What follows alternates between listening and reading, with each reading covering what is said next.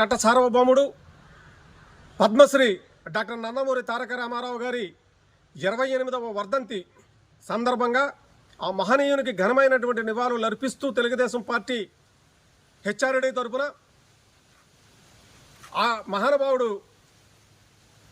ఆయన నటనా జీవితం శిఖరాగ్రహాన్ని ఉన్నటువంటి రోజుల్లో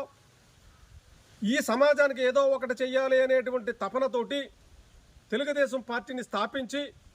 కేవలం 9 నెలల వ్యవధిలోనే ఈ రాష్ట్ర స్థితిగతులు మార్చి ఆంధ్రప్రదేశ్ ముఖ్యమంత్రిగా ప్రమాణ స్వీకారం చేసినటువంటి ఘనచరిత్ర స్వర్గీయ నందమూరి తారక రామారావు గారు అని చెప్పేసి ఈ సందర్భంగా తెలియపరుస్తూ మరి నందమూరి తారక రామారావు గారు పేద బడుగు బలహీన వర్గాల ఉద్ధరణే ధ్యేయంగా తెలుగుదేశం పార్టీని స్థాపించారనడానికి ఒక చిన్న ఉదాహరణ.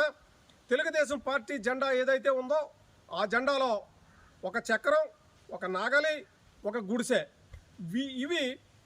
కార్మికుడి యొక్క కష్టానికి